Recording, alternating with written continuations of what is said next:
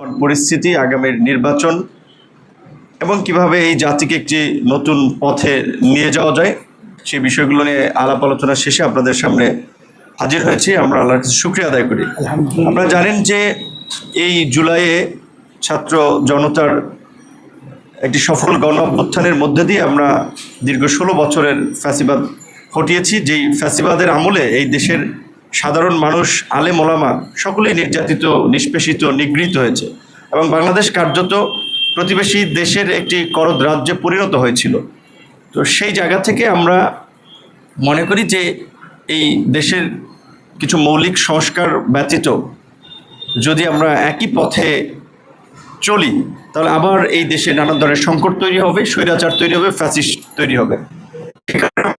যে এই জুলাই গণ অভ্যুত্থানের যারা হত্যাযজ্ঞ চালিয়েছে, নির্মমতা চালিয়েছে, গণহত্যা চালিয়েছে, তাদের একটা দৃষ্টান্তমূলক বিচার হওয়া দরকার এবং একই সাথে এই গণহত্যার সাথে জড়িতদের রাজনীতি বাংলাদেশে অন্তত হওয়া উচিত না। আমরা তো ইউরোপ আমেরিকার চেয়ে ধরেন বেশি উদার না বলতে গেলে আর কি বিশ্ববাসীর চোখে।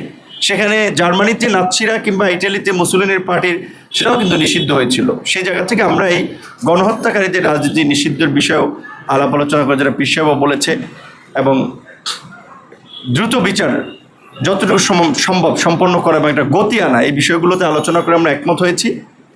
এবং ইসলামী আন্দোলন এবং গণ অধিকার পরিষদের দুটো রাজনৈতিক অবস্থান এটা অনেক আগে থেকে, বিশেষ করে এই সংখ্যানুপাতিক নির্বাচন বা পিয়ার পদ্ধতির নির্বাচন, আপনারা জানেন আমাদের দল ঘোষণা হয়েছে 21 সালে।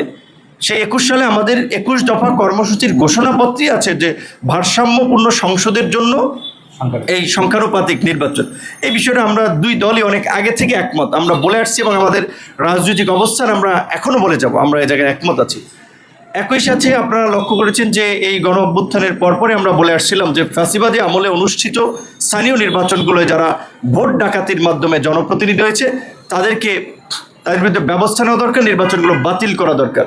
সেক্ষেত্রে স্থানীয় নির্বাচন অনেক ক্ষেত্রে আংশিক বাতিল হয়েছে, কিছু ক্ষেত্রে পুরোপুরি বাতিল হয়েছে এবং গত 8 মাসে স্থানীয় সরকারের প্রতিনিধি না থাকায় মানুষ কিন্তু ব্যাপক ধরনের সেবা পেতে ভোগান্তির শিকার হচ্ছে এবং কিছু লোক জোর জবরদস্তি করে এই সমস্ত জায়গায় একটা আধিপত্য বিস্তার করছে। সেই জায়গা থেকে আমরা বলছি এই স্থানীয় নির্বাচনগুলো হওয়ার মধ্যে দিয়ে জনগণ একটা স্বস্তি পেতে পারে। যেহেতু জাতীয় নির্বাচনের আগে সংস্কার হবে, তার জন্য কিছুটা সময়ের প্রয়োজন, জাতীয় ঐক্যমত প্রয়োজন, অন্তত তার আগে স্থানীয় নির্বাচনটা হতে পারে। এই বিষয়ে আমরা দুটো দল আমরা একমত হয়েছি।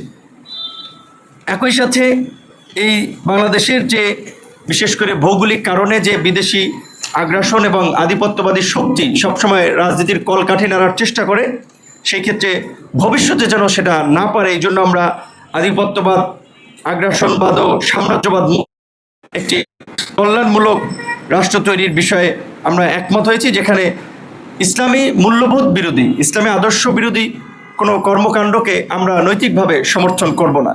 সেক্ষেত্রে ইসলামী আন্দোলনের পক্ষ থেকে এই নারী কমিশনের সুপারিশের বিষয়টি আমরা এখানে আলোচনা এসেছে। আমরা যদিও প্রতিবেদনটি পুরোপুরি দেখি নাই, তবে সেখানে যদি ইসলামী মূল্যবোধ আদর্শের সাথে সাংঘর্ষিক ইসলামপন্থী, ইসলাম বিরোধী কোনো বিষয় থাকে, সেটা তো আমরা নৈতিকভাবে ধর্মবিরোধী এবং অনেকে বলছে হিন্দুদেরও উত্তরাধিকার আইনের বিষয়ে আপত্তি আছে, সেই বিষয়গুলোকে আমরা সমর্থন করি না। এই বিষয়গুলোতে আমরা একমত হয়েছি। আপনাদের সকলকে ধন্যবাদ এবং শুভেচ্ছা। মাশাআল্লাহ।